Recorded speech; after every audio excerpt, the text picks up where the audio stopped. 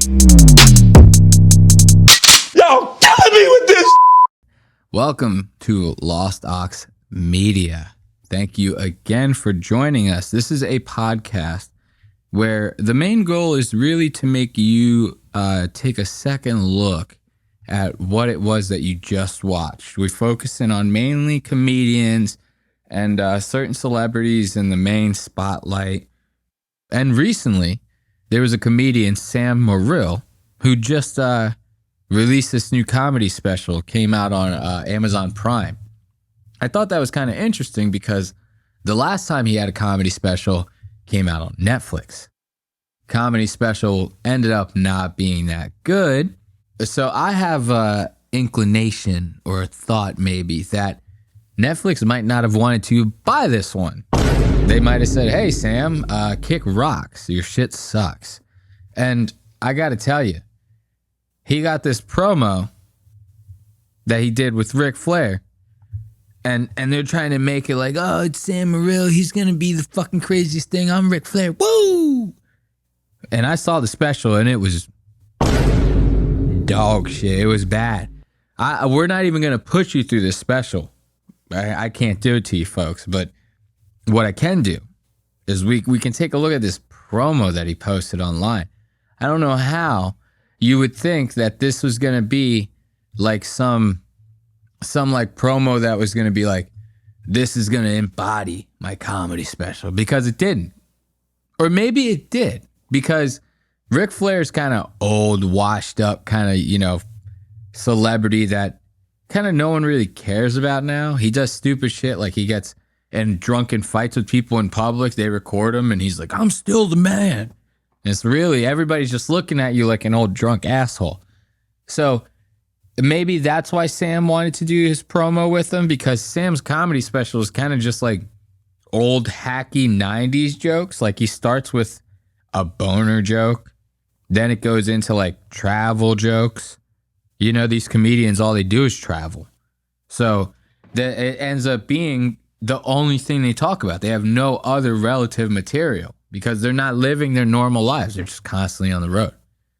So his whole special is kind of just reminds me of like Jerry Seinfeld kind of being like, well, what's up with airplane peanut? Like, you know what I mean? It's bullshit. So maybe this was the perfect promo. Sam Morril, you changed. This is the next more Ric Flair. Amazon, July 9th. Tune in. Greatest show on earth. This comes from the one and only limousine riding, private jet flying, kiss stealing, wheeling to the son of a gun that has kissed all the good. Look, you can't even understand Ric Flair. He hasn't even made this a 28-second promo. I haven't understood shit he said. We're 19 seconds in. He's got 9 seconds to say something that anyone understands. Like Sam had to put captions on this goddamn promo. They're doing a Burt show. What is that? Something's Burning. I couldn't imagine. You would have to be drunk to put up with Ric Flair and Burt in the same goddamn room. And you would have to be drunk to eat anything that's coming off of Burt's fucking hands, dude. That is just insanity. This guy is drinking Kool-Aid at 9 a.m. I could only imagine what his fucking hygiene routine is like. In this room today and made them cry. Woo! Woo! Woo! Look at Burt. Burt's got diabetes, and fucking Ric Flair looks like a blueberry that somebody's about to squish in between their goddamn fingers. This is insanity. And like I said, we're not putting you through the special because it was just, can't do it to you folks. I can't do it to you. Shame on, fool me once. Shame on you. I can't put you guys through this. I'm sorry. I'm not even going to finish that. I'm a little smoking at a yerb. You know what I mean? We done a little yerb today, so we're going to be talking nonsense as well. I hate to break it to you. But this was funny. A podcast I haven't seen in a while. We're still on Sam Morril, by the way. A podcast I have not seen in a while. It was TigerBelly. I kind of fell off the TigerBelly train after Bobby and Kline broke up. Kline just seems like a skeevy, conniving bitch to me. I'm sorry. Something about her just disgusting, you know? Putting Bobby through hell. But he kind of deserves it because Bobby's stupid enough to still co-host a podcast with her. So, I mean, who's the real dummy here? The reason I bring up TigerBelly is because Sam just had this special come out, right? And he just had this episode of TigerBelly come out 2 days ago. I think that's actually the day his special came out, as of the time of this recording. Now, usually you have a special, you go on all these different podcasts, you want to promote the thing.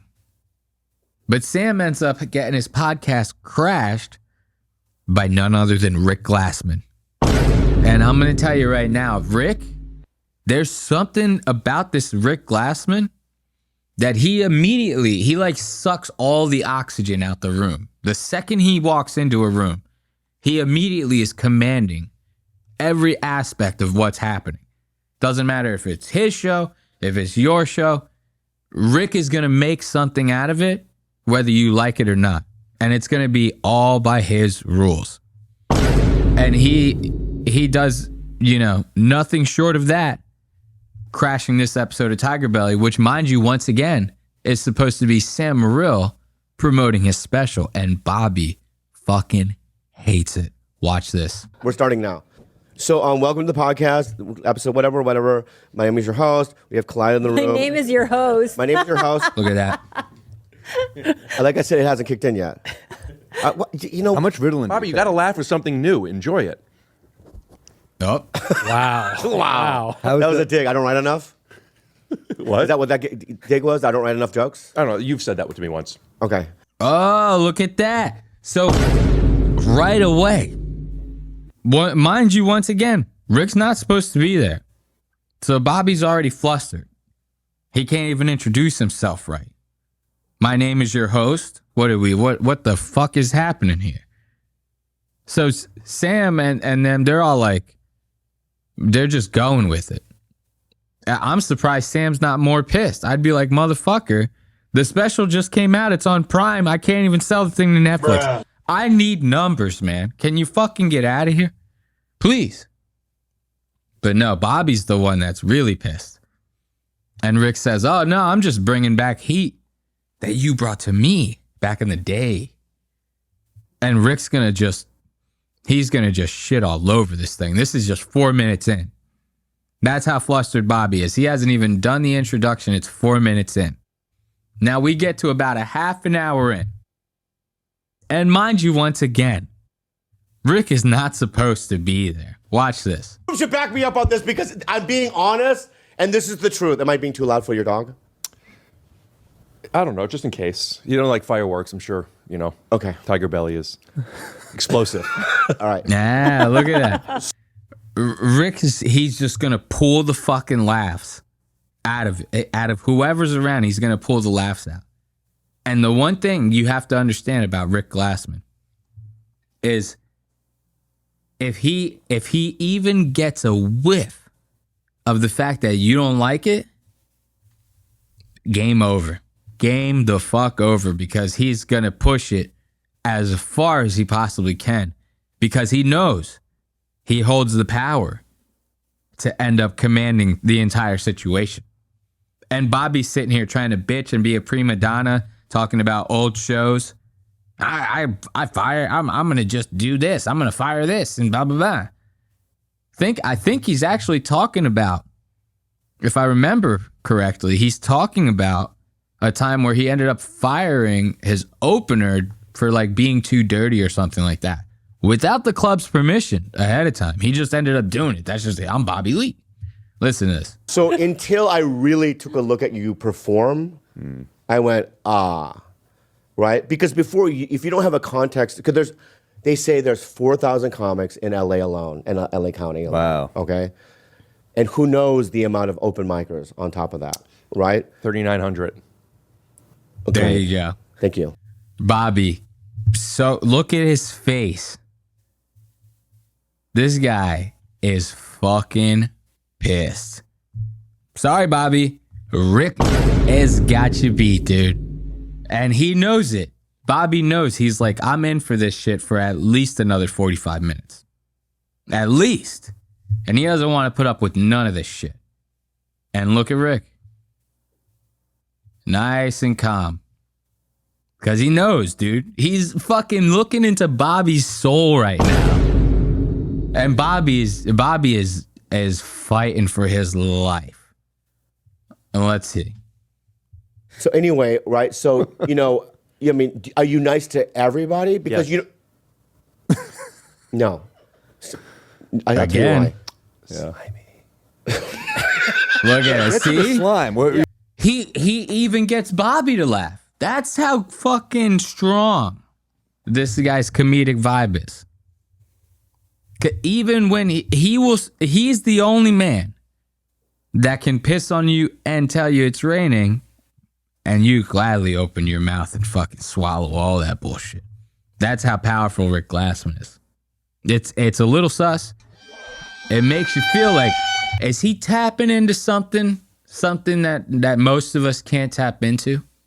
Is he really like this ethereal being that's just like beyond the human spectrum? Like he's powerful dude, I'm telling you. He's powerful dude. You're building up the slime. No. What I'm saying is I'm going the to call slime. you Yorukusaki because you were covered in ooze. Look at that. That's the So what I'm saying is that Still getting him.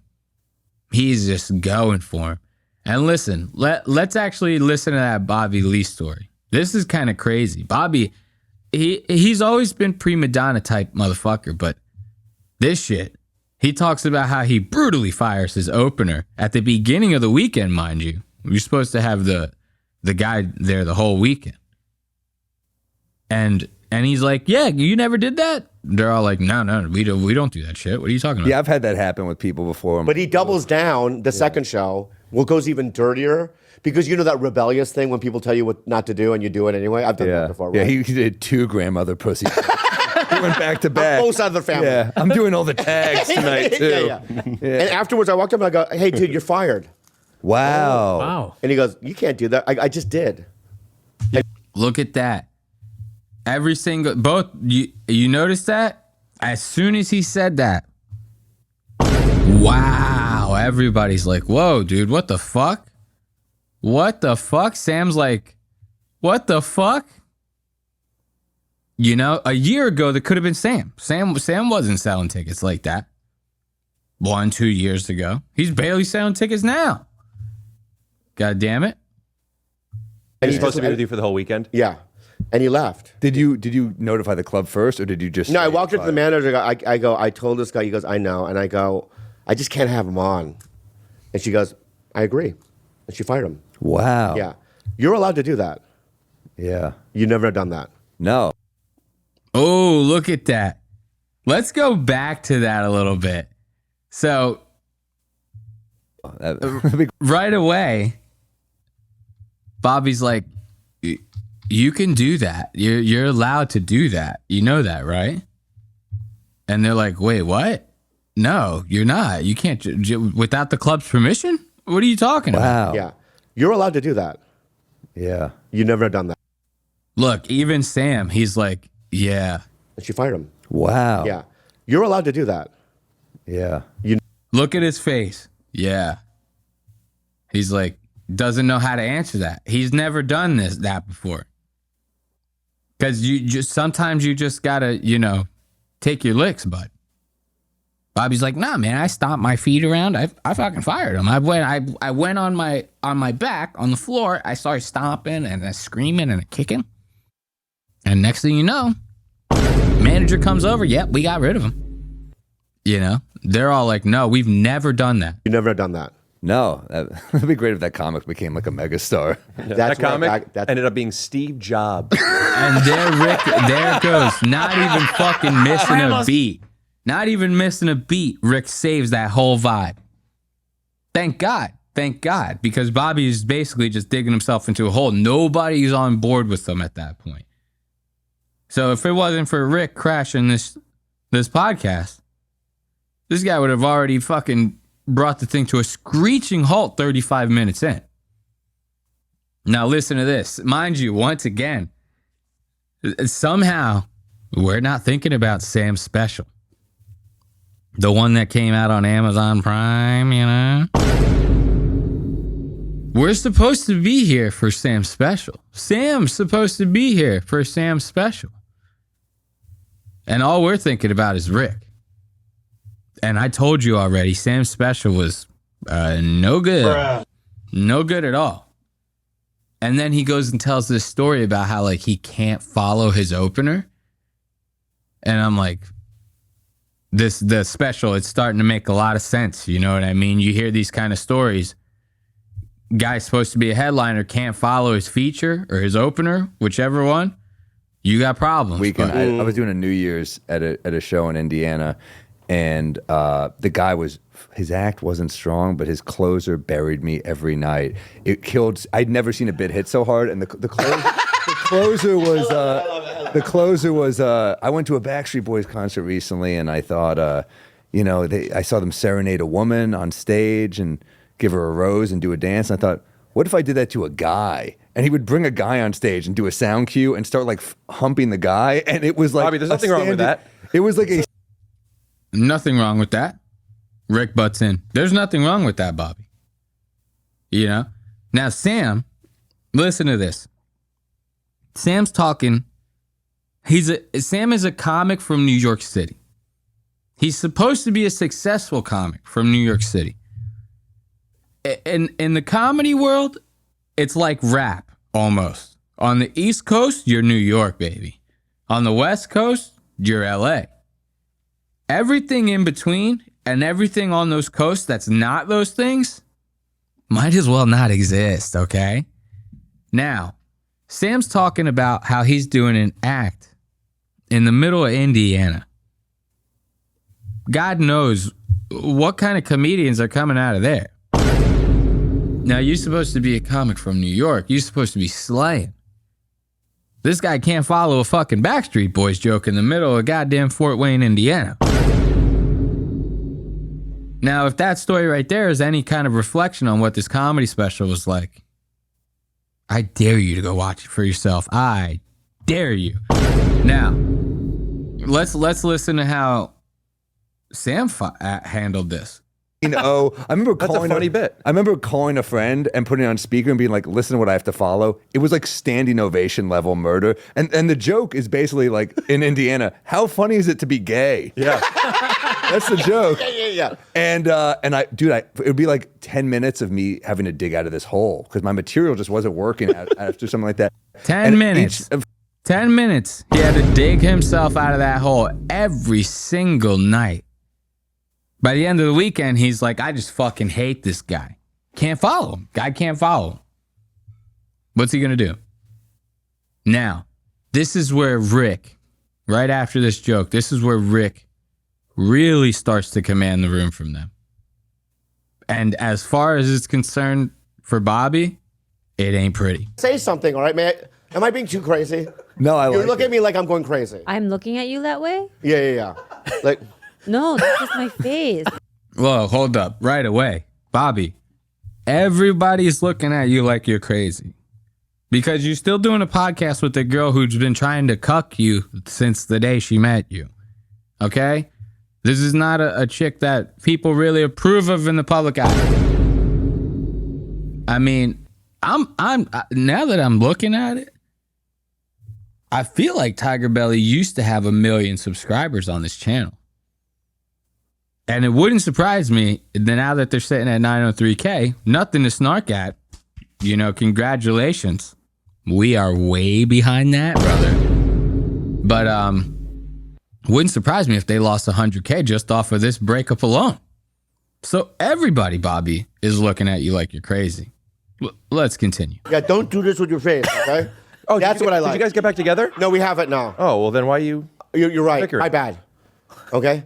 God, I regret you coming on. I can honestly. No, I'm gonna go. no, I'm gonna go. I'm gonna go. I'm There you go. See, now the truth is starting to come out. Bobby is like, dude, this has been going on for 40 minutes now. You're about to end up fucking my ex-girlfriend. This is bullshit. Bobby's like, what are you doing here? but he wants to try to play it off, and he's looking right at Kline. You can see look at this bottom left-hand corner frame. He ain't looking at Sam. He's looking at Kline, and he's got his hand out for Rick. He's like, trying to play it cool. No, I'm just kidding. Just stay. No, stay. Oh, yeah. And Rick's like, please, dude, come on. Hey, Rick. July 9th. You have to. No, you have to. Rick, I'm gonna go. You have to say. So here's what I don't even know. Oh yeah, I know what I'm going to say. Okay, but it's not like there are. So now, watch what Rick's about to do here. This is a classic alpha male move. So he says, no, I'm going to leave. Looks like he's about to get up. But what does he end up doing instead? That don't have no, stay. Yeah, do that. Look at him. Jesus Christ. Road comics who do what? So there are, Goes under the table. There are some B rooms. Yeah. Right. They just how have you ever been to a comedy club? Look at that. This you couldn't embody Rick better than this right here. That's the vibe. Rick is taking over the show. And he's promoting his date, July 9th. I don't even know what it is. He just keeps saying July 9th. It's probably just a show. He's not filming a special, nothing. Sam is supposed to be promoting his special. Rick is not letting that happen. And now, Rick's dog has taken his place in the podcast. Look at that. Fucking hilarious. And Rick, I'm telling you right now, he just continues to flaunt his goddamn power. Watch this shit. And then he would. It made no sense. He would always just like when the Under drum the solo hit, table. he would just go like boom, Moving boom, around. and it would explode. And I'm like, I don't even understand why this is funny. Yeah. But it was murdering. and I afterwards I was like, hey man, is there any other thing you could do? You know, and it's just like really Look not. at it. So now Rick is just shuffling around at the other end of the table. He's just like, and he's trying to crouch underneath. And it's obvious everybody's paying attention to him. They're all trying to have this conversation about Phil Collins. I can see it coming in the air tonight. I don't even remember how the conversation got here. Okay? They're all talking about the drums. Ba-dum, ba-dum, ba-dum, ba-dum. And fucking Rick's under there just shuffling around the table, doing shit with his dog. Now, they just keep going about the Phil Collins shit. And if you think Rick is going to let them get away with that story without him having an input, you're goddamn sadly mistaken, my friend, okay? Drowning. What a cruel thing to do. Yeah. Not lend a hand. Because everyone's so focused on when the drums actually come in, and it's such a great song. Yeah. But like I've always There's thought drums that, in the like, song? The drums are supposed to be his heartbeat right before it gives out. Come back, please. What are you doing? Yeah, what are you doing? Look What at how is it? pissed Bobby is. Come back. He's like, are you serious? Because now they have to, Rick is behind the producers.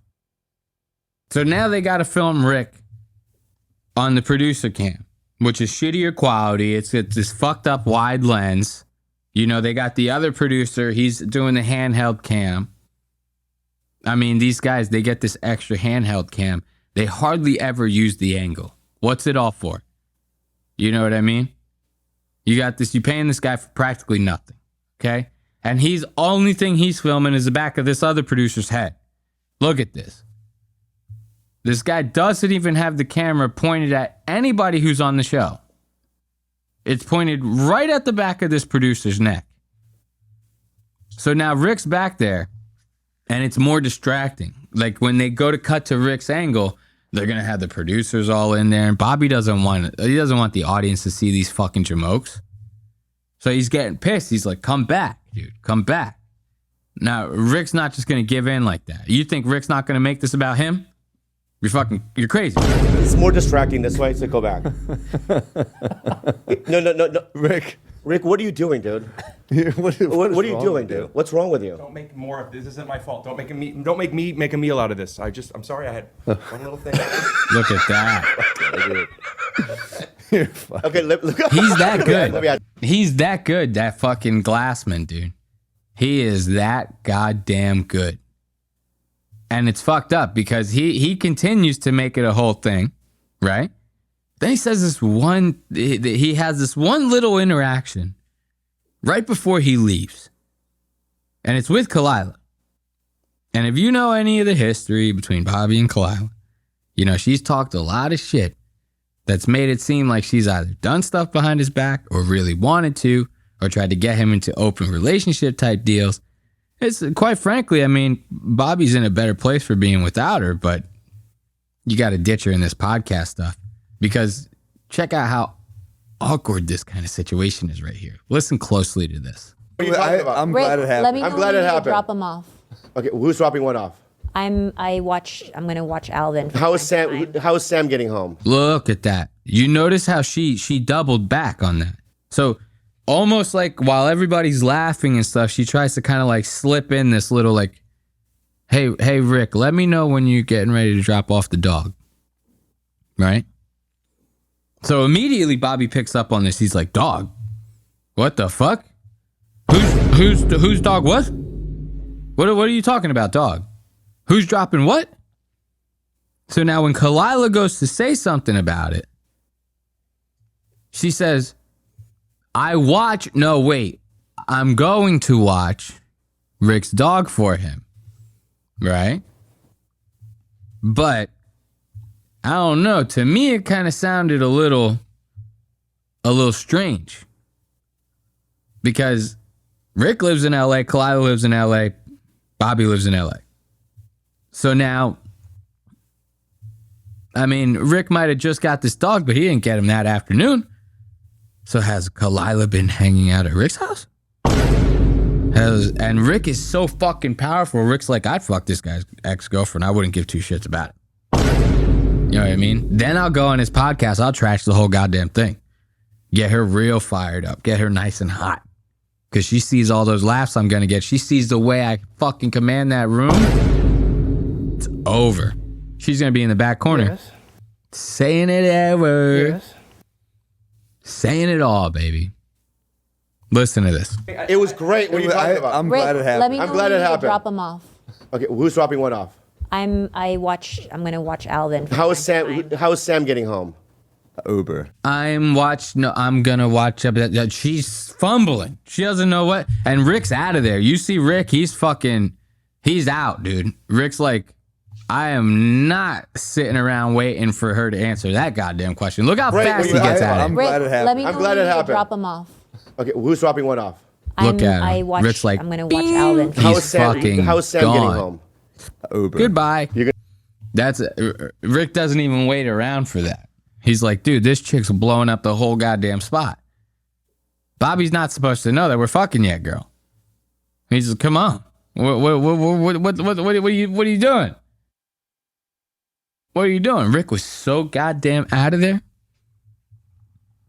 That's just good shit right there. I was very surprised that's probably the first episode of TigerBelly that I've watched in like a good year and a half, maybe 2 years almost. It's been that bad that I was just like, I can't even watch this shit anymore. Because it could be the same exact show, but now that there's the stigma of like, oh man, this is a guy who broke up with this girl who was a nobody before he met her. And she's so fucking strange too. And they're still doing this thing together, and they were living together for a long ass time, and she's still friends with all his friends, and you're crazy if you think that she wasn't out getting fucking plowed the second that they broke up. You're crazy. I'm sorry. That's just the way it is. Things will never be the same. Never be the same. Yeah. Oh, man. So another podcast I wanted to talk about is this Kill Tony. I kind of never really understood the whole gimmick of this show. If you're watching this show and you don't know what Kill Tony is, for one, I'm very surprised. The whole thing of this podcast is, talking about other podcasts. I figure if you clicked on it, you probably might know at least something. In case you're one of the people who don't know, Kill Tony is basically they get on stage It's like a little panel of comedians. They're not really judges. They're just kind of just there. And they pick names out of a hat. All these people sign up open mic style. They pick names out of a hat. They pull the people who got chosen on stage. They let them do 1 minute of stand-up. Sounds simple enough, right? But the show has actually gotten so big somehow that, you know, it's hundreds of people there live while it's going on. And then it's also an audio podcast. They take the audio from the show. They upload it directly to like Spotify, all that stuff. You can listen to it anywhere. So now, with that being said, now you have the podcast audience and you have the live audience. So it's kind of like hundreds of thousands, maybe millions of people potentially watching this because it's gotten that big. Once again, I don't know how. How that's happening is beyond me. Because on paper, it sounds like a good format. You see the shit, and it's basically a bunch of famous comedians shitting on people whose dreams it is to be a famous comedian and pretty much not offering them any kind of advice. You know, not being like, hey, your set was bad, but you could have done this. Nothing like that. It's pretty much them getting torn apart for the way that they look or how they act or this and that. And that could be fine on its own. But it's odd because it's like every time somebody's up there actually trying, they get shit on the most. And every time some A-boff runs up there who's like half brain dead, just garbling off bullshit or screaming at the top of their lungs, Tony fucking loves it. Him and the boys eat the shit up. They're like, hey, you're now a regular. You're going to be here every week. We're going to promote you. You're going to sell tours, theaters, everything, the whole nine. You stealing jokes off of Twitter? We got you. So I wanted to get into how bad the format of this show is and kind of give you an idea of like what it is that actually makes this show bad. If you happen to be one of the people who fell for this facade, let's take a second look at it and actually break it down so that you can see the show for what it actually is. Now, we got two very, very, very funny special guests on the show. This is Shane Gillis and what the fuck is the guy's name again? I forget. James McCann. There you go. It's literally written on the episode. Why didn't I just read it? See, I might end up being one of the next regulars on Kill Tony because my brain is not working right now. So this first guy we're going to check out, he's like one of the Kill Tony regulars. They're like, this guy's made history. He's been on stage like 8 times in one night because he's that good at comedy. Wait until you get an earful of this dog shit.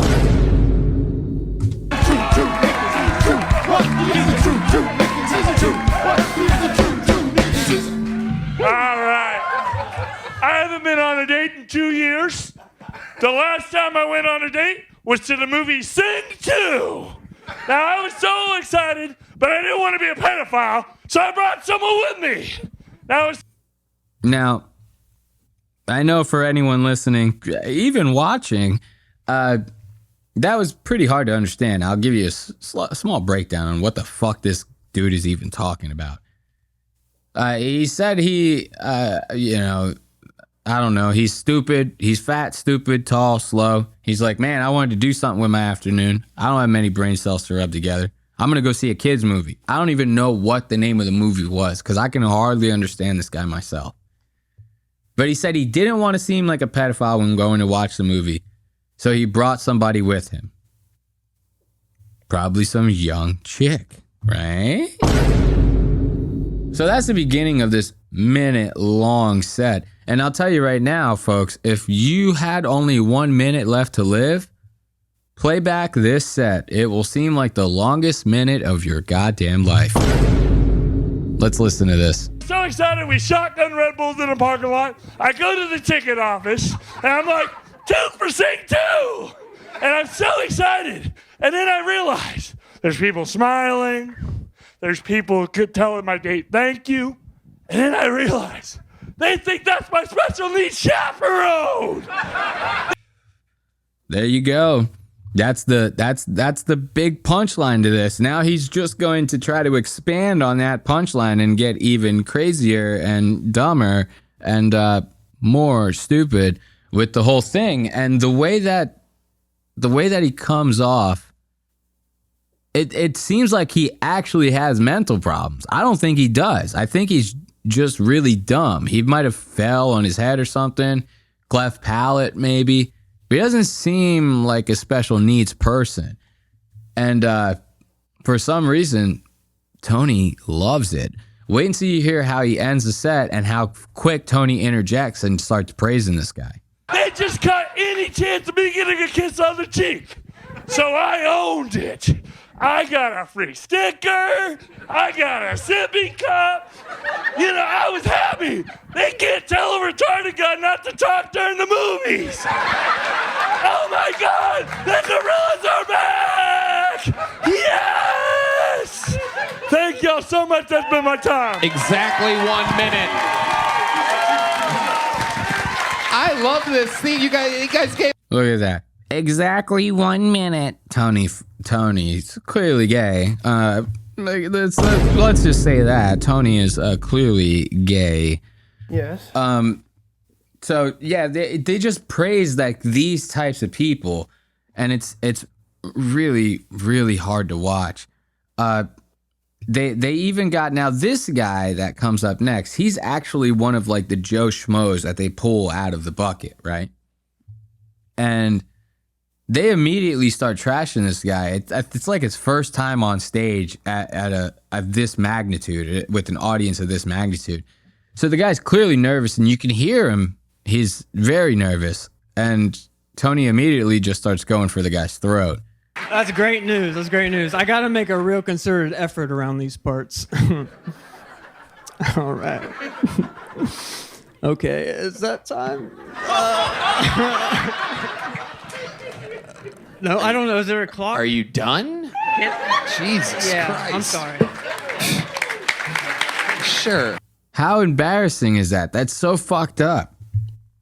You cut the guy off. At the end of the minute, it's supposed to be the meow that you heard right after Tony talked shit to the guy.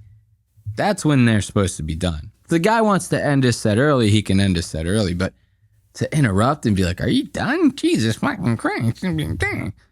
So now they start talking to the guy. They interview these folks after they do their minute. And usually the special guests, they just tear these fucking people apart. Shane Gillis, he's a little more respectful when it comes to this kind of stuff. He still cracks jokes about the guy, but he kind of does it in a little bit more of a lighter way than Tony would, you know? He doesn't just go for the guy's jugular right away. And then he gets a nice little response afterwards. Are you aware? Is that blood all over your leg? Oh, thank you for noticing. Is there a doctor in the house? What is that? I thought you got nailed to the cross earlier.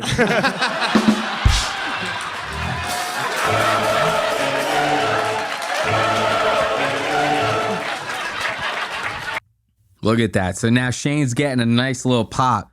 Red Band jumps in with the soundbite, really brings it home, you know? He brings in that holy soundbite, that real Jesus on the cross type soundbite, you know? And the crowd's loving it. Tony's even loving it.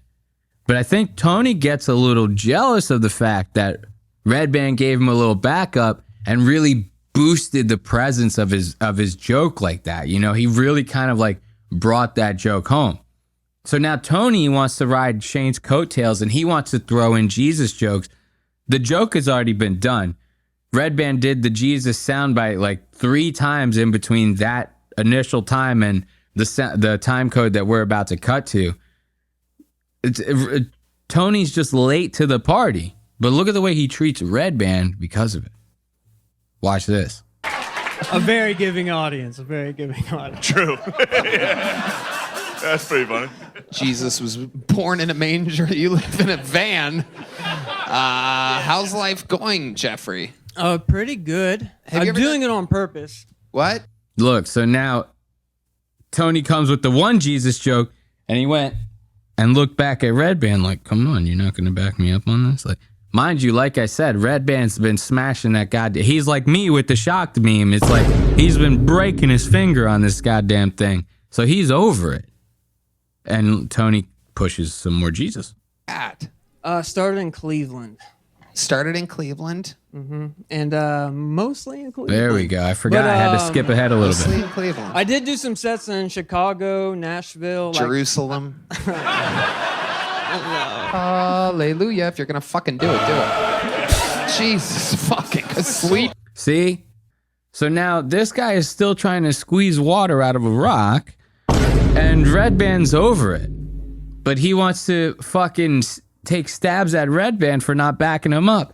Once again, all because he just wants to ride the coattails off of Shane's laughter, because when people like Shane are around, everybody else starts to realize that Tony's not fucking funny. Head over here. My God. Oh, you're over it? Good. I'm glad you're over it, Red Man. Oh, moving forward with all of your creative nature.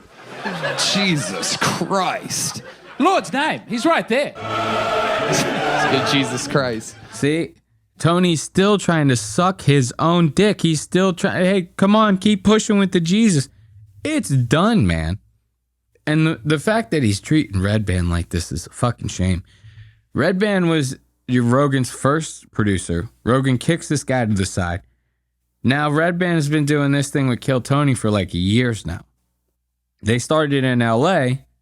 Once COVID happened, these guys were like ready to file for unemployment. They were going to really be out on their asses with this thing. So they end up making the move to Texas, where the mask laws and the open venues were a little more lax. Probably Red Band's idea. And they start doing the show, I think, at the Vulcan downtown Austin. So then Red Band ends up buying a club at downtown Austin. I think it actually might have been the Vulcan. Don't quote me on that. But he buys a club at downtown Austin. They started now doing the show, Kill Tony, at Red Band's place. So now Red Band is not only part of creating the show with Tony, but he's also, kind of keeping the thing alive. And it's a very symbiotic relationship there. But now, for some strange reason, they're doing it at Joe Rogan's place. A guy who doesn't need any of the money, whose club doesn't need any of the exposure.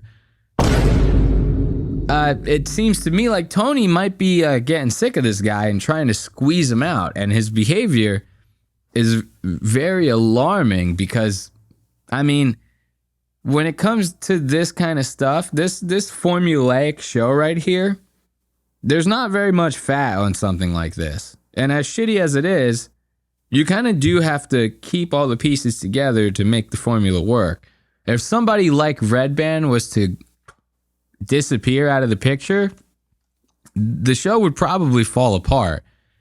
I don't think Tony realizes that, but you know what they say, you don't realize what you got until it's gone.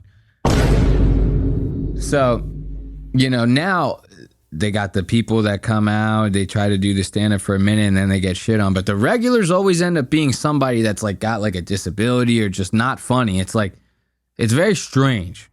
And this guy comes up and he's really nervous, but he comes off as somebody who has a mental disability because of how nervous he is. And I'm not going to lie, I kind of fell for it. Like, he's not putting on an act. He actually sounds like this because he's probably having a stroke on stage. 5. And what is you have some kind of like condition or something? You got a little wobbly left hand and a little speech something. What's going on with you? I am very nervous. Oh, that's it? That's it?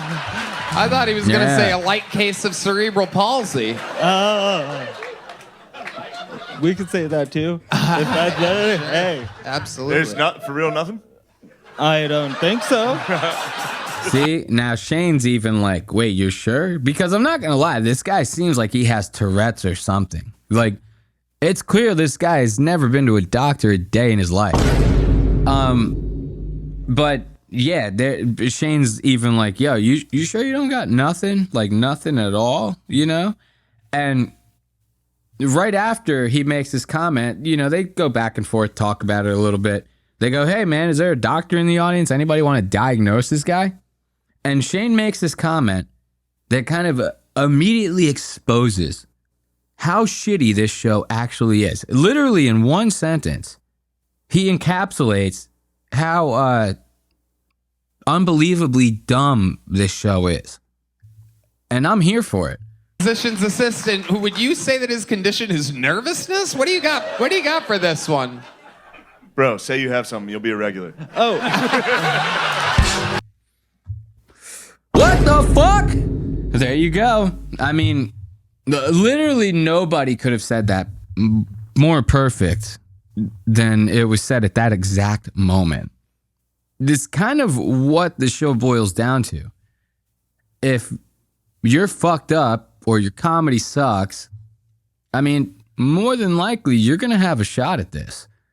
And nothing makes that more apparent than the William Montgomery. This is like the guy.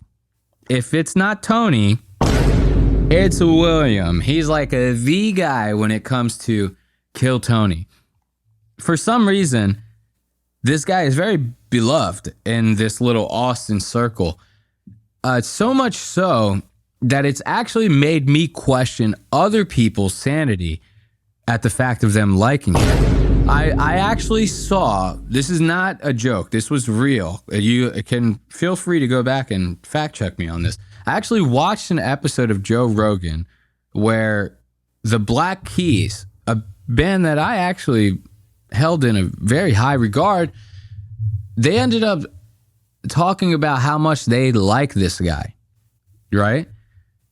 Not anything weird to say, you know, you're a famous musician. They tend to like comedy a lot. It's like a rock star form of entertainment. It's not surprising.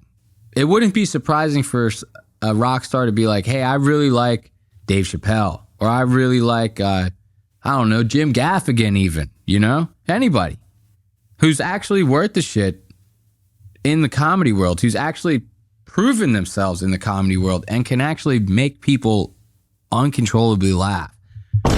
This William Montgomery guy is none of those things. And I'm going to show you right now why. Did anybody else hear this? Aaliyah wasn't wearing a seatbelt? Look, that was a very quick joke. And it may have been a witty joke if it was told back in like 2001, maybe. He was making a joke that is so old that when my best friend heard it, she's a little older than me, she didn't even know what he was talking about. I thought that she actually might have gotten that reference. She had no idea. That's how old this guy's joke is. He's talking about Aaliyah, who's an R&B singer who ended up dying in a plane crash back in like the late 1990s, early 2000s, somewhere around there. That's how old. So this guy is coming to the stage like he's got this hot new minute, and he's telling jokes that are 20 years old. So that like the jokes themselves are not 20. The fucking references and premises are, which is even worse. Not to mention that this guy can't even memorize 1 minute of stand-up. He's literally holding his notes in his hand. Bruh. So let's see how the rest of this goes. We're literally 4 seconds in. He's already telling a joke with a 20-year-old premise. You know, with this whole Palestine-Israel debacle, I heard somebody say what we need now more than ever is Jesus. And I feel like if Jesus were to descend from heaven, he'd be a little torn. Because on one hand, you have the guys who think if you commit jihad, you get 99 virgins in heaven. And on the other side, you got the guys who sent you to heaven. Look at the face on this guy. He's so fucking proud of that joke. This is mind-blowing. That I'm happy that I paused it right here to capture this fucking moment. This guy is so unbelievably proud of that joke. That is the most unpolished shit I have ever fucking heard of. This is the 4th time that I've watched this episode, trying to do time codes and stuff like that, getting this thing prepped for the show. I still don't even know what that fucking joke's even about.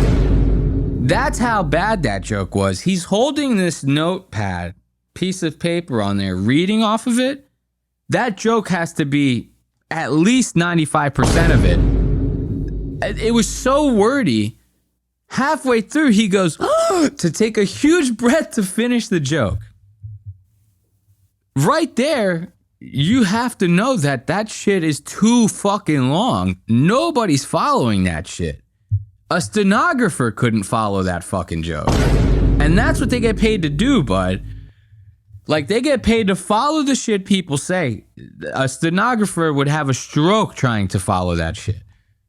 And his face says it all. He's so fucking excited about it. He's like, everyone's fucking loving it. I can't believe even a single person laughed. Yeah, okay, computer. That is my impression of a sarcastic Radiohead fan. That's a pretty good one, I think. All right. No, it's not a good one. And I'll tell you why. That's the most fucking, like, hack form of comedy to me is when people go, bam, bam, bam. They make some impression, bam, bam, bam, and they go, that was me doing this and this and this. For one, right out the gate, you know it was a shitty impression because they probably sounded nothing like what it was that they were trying to impersonate. And then number two, if you have to explain your joke after telling it, it's a shitty joke. Sorry, I have to break that down to you. Sorry, William, it's fucked. Not even the Black Keys can save you. And I'll tell you what else can't save you. That goddamn shirt. This guy comes on stage looking like, this is a guy like this is the type of person that would make fun of trans people. He'd be the first person to talk shit about him on stage. Guaranteed or your money back. Guaranteed or your fucking money back.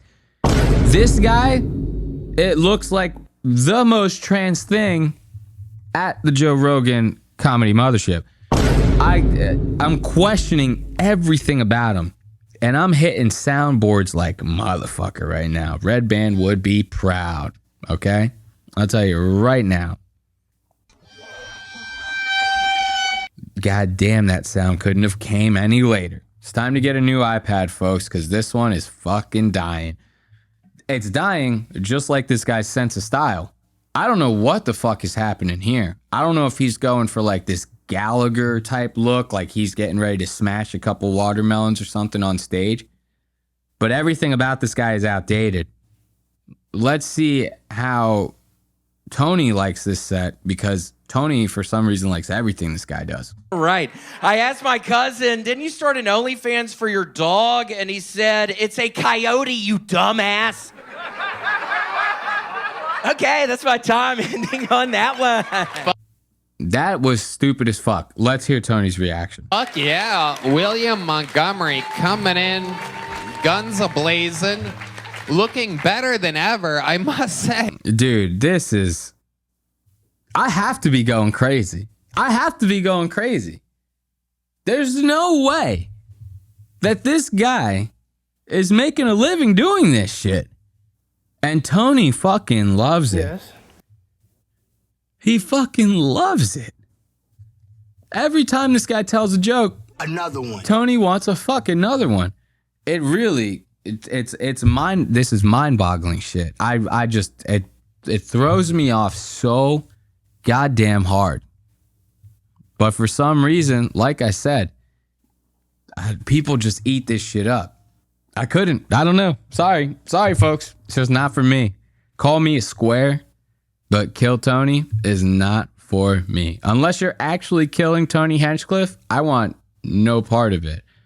So let's end it on a little bit of Steve-O's wild ride. I thought this was kind of interesting. He did an episode with Ethan Kline.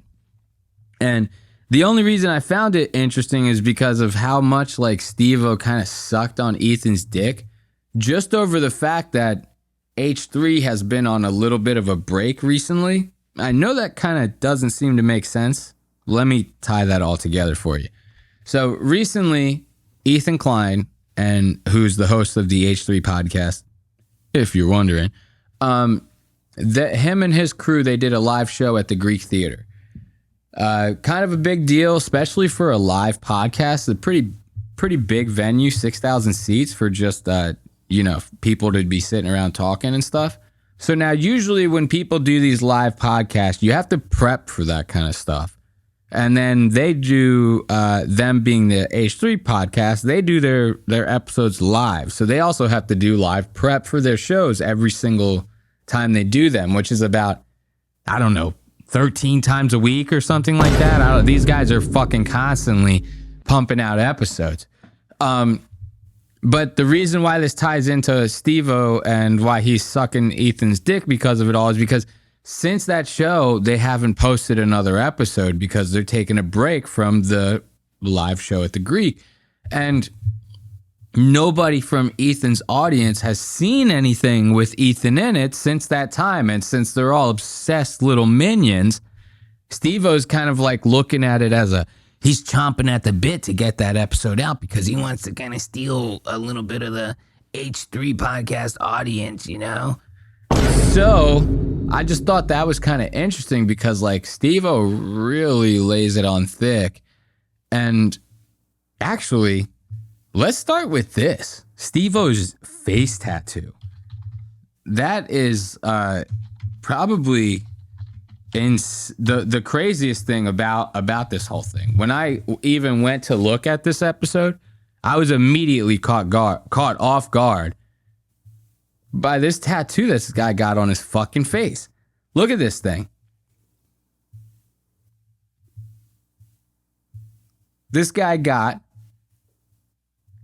a play on the teardrop tattoos that gangsters get on their face. For those of you who cannot see this right now, everybody knows about the teardrops. It's like one teardrop for every person you killed. You see like cholos and like heavy gangsters, they all have it on their face. He got what looks to be like a pair of teardrops right next to his right eye. But they're not teardrops because right above his right eyebrow is a dick and balls.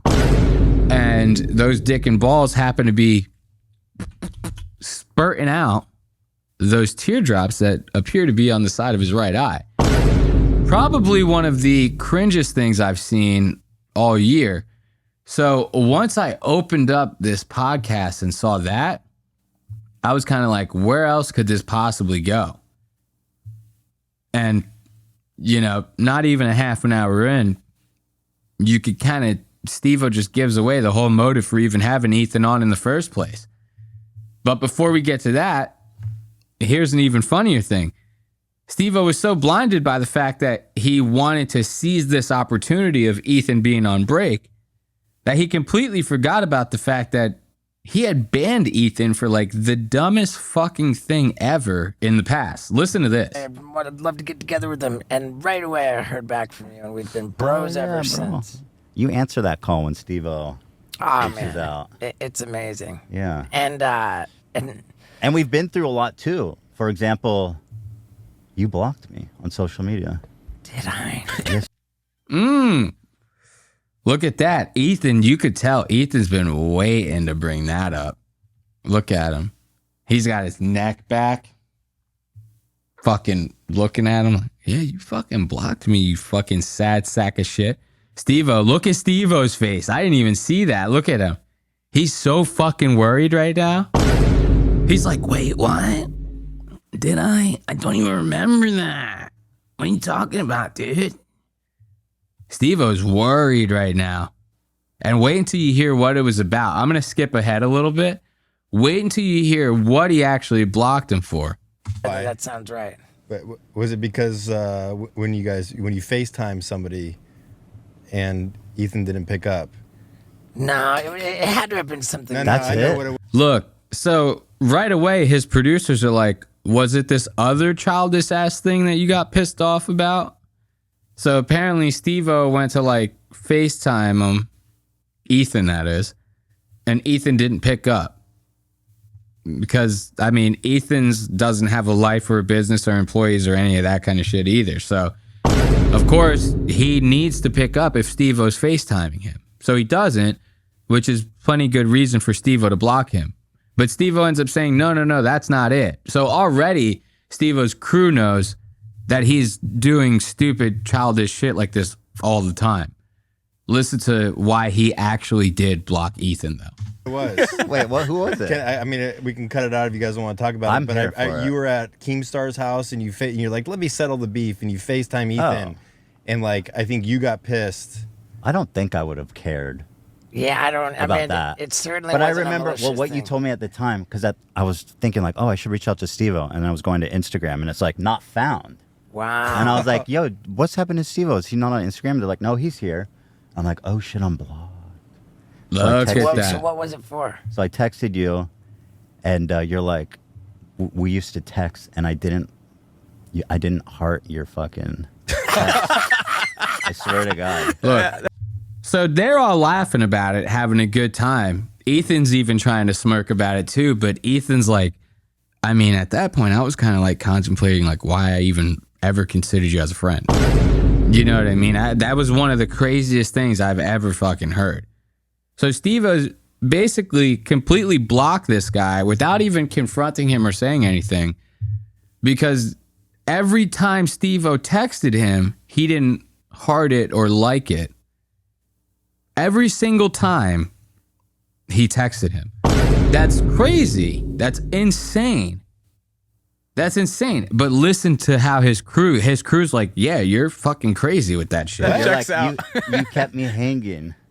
And which I get. Maybe it was like over and over and over, and I was like, oh, well, if he's not my bro, then he's not my bro. Yeah. You're like, if you read it, leave a heart, right? And wow. since then, by the way, I have changed my texting etiquette. I'm dropping hearts. You might have noticed I dropped one right now. Dude, that's amazing. I'm dropping thumbs ups. Yeah, it's really tragic, like how sensitive I can be. We all can be so sensitive. It's not tragic. It's immature. You're a fucking kid. You literally have a dick, an ejaculating penis over your right eyebrow. Like, what else can we say here? And that's not even the craziest part about this.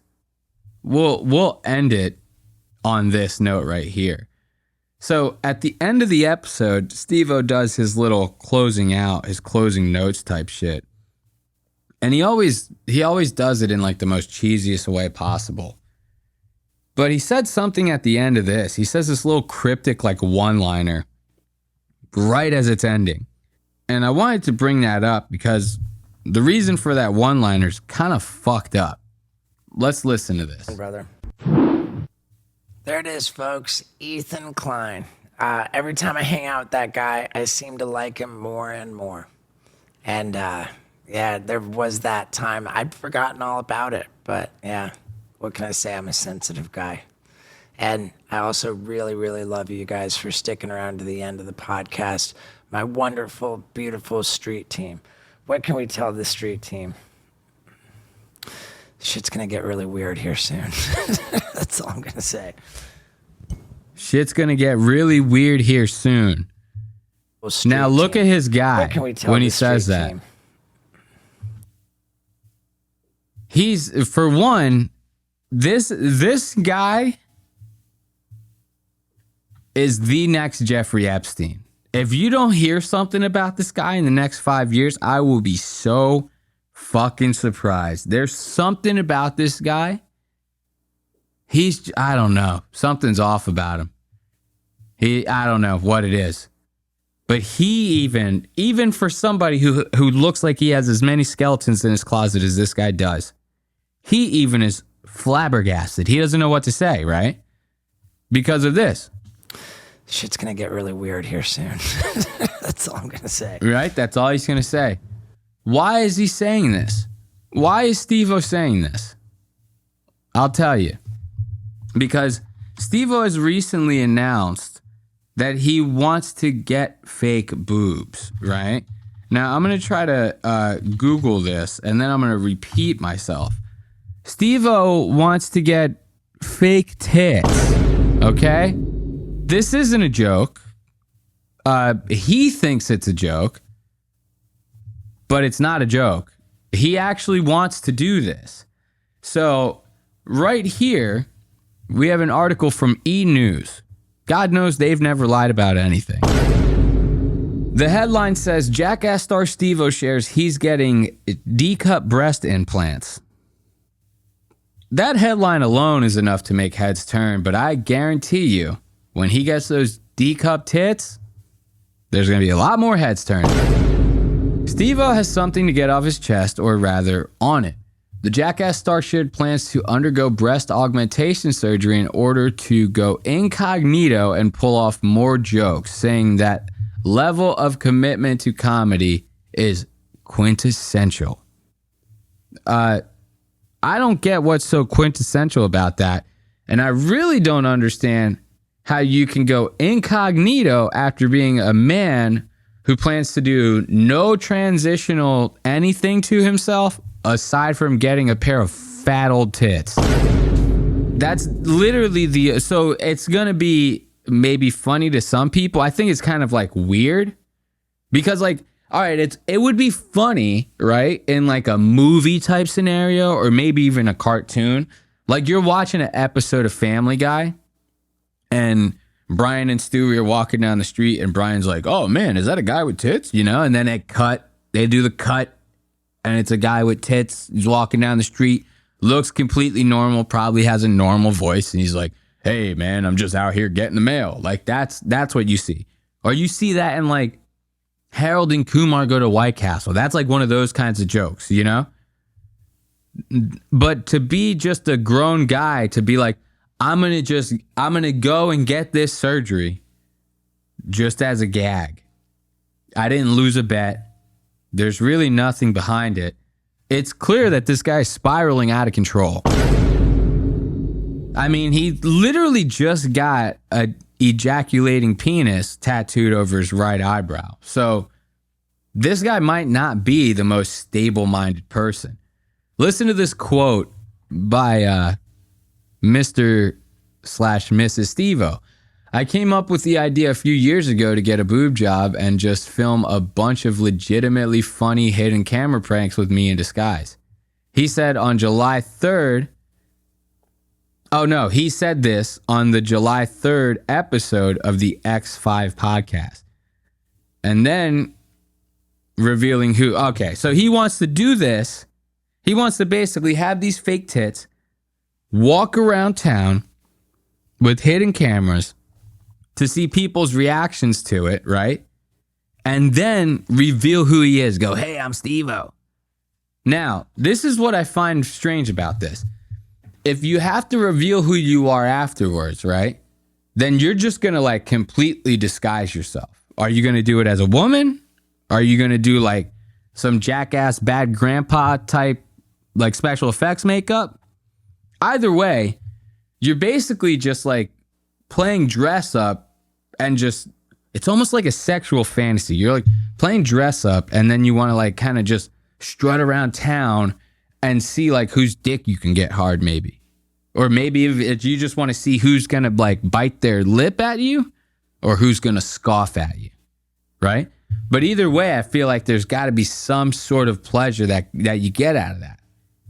Now, you could disguise it and say it's for a joke, but I kind of think it's for pleasure, if you ask me, because nothing about that really says like, ha ha, I'm joking, aside from the tits. Bruh. Like, it's too far. It's way too far. And people say, yeah, commit to the bit. Not always like this. Doesn't always have to be like this. You know? I'm not going to lie, though.